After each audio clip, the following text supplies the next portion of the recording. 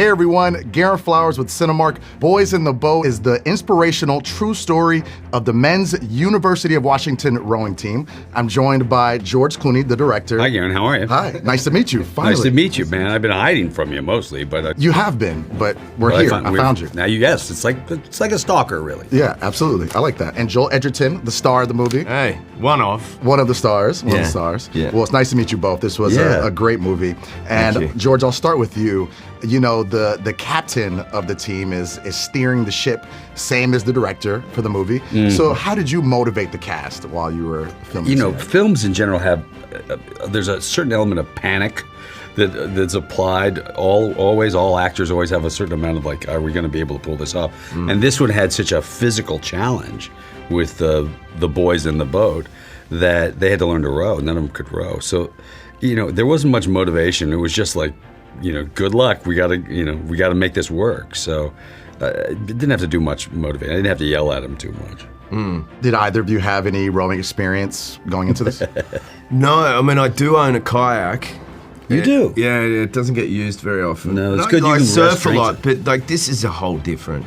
I mean, you know, even compared to other sports, it's the whole other world rowing. And the respect I have for it now, the respect I have for the guys going through the training to at least give the sense that they were close to that, you know, they felt and looked like the real deal for the movie. So I just had to stand off and look good on a, well, look good-ish. He looked very good. Crew is the most difficult team sport in the world.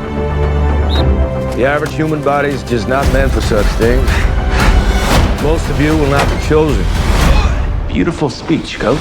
So your two characters are dating and end up getting married in real life and all those good things. What did you think about their love story? Start with you, Hadley. Oh man, they have a beautiful love story. They've known each other since they were kids, and it sort of started as a friendship, and there are all these beautiful anecdotes in the book, like how he proposes. They go to a meadow, and he always finds 4-leaf clovers, and then he brings them back to her, but then he proposes by opening up his palm, and instead of a clover, it's a ring, and there are a million little details like that all kind of add up to create this really special, unique love story. And I think the beautiful thing to watch is how they grow in trust, and they learn to support and lean on each other, and yeah, you see it develop slowly, but I think you kind of see the whole trajectory. Absolutely. What about you? I think they have the greatest love story of all time, and it's what everyone aspires to have, and movies are written about love stories like theirs.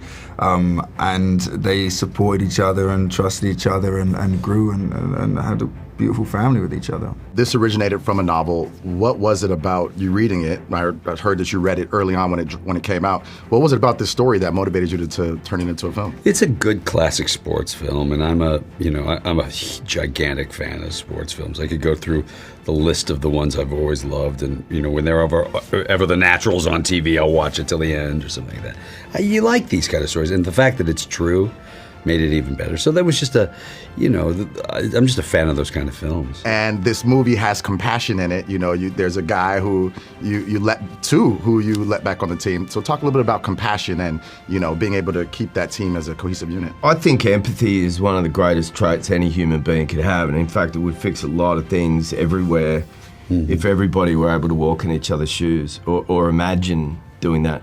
I think there's something about this film for me is like this coach that sees a bunch of boys as just sort of a means to an end. Like, can we keep this rowing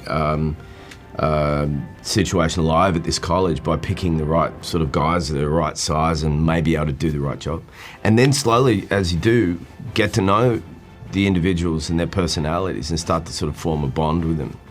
And I think there's something really compassionate about that. I think there's something really wonderfully lovely about the relationship of all the boys in the film, the way they talk to each other. There's a certain intimacy that you don't often see on film that I think is really lovely in this setting, you know. All right, thank you both for sharing that. Boys in the Boat is rowing onto theaters, rowing onto the screen. Go check it out. Check it out at Cinemark.com. You can get your tickets at Cinemark. For all the people who never believed in you, as one!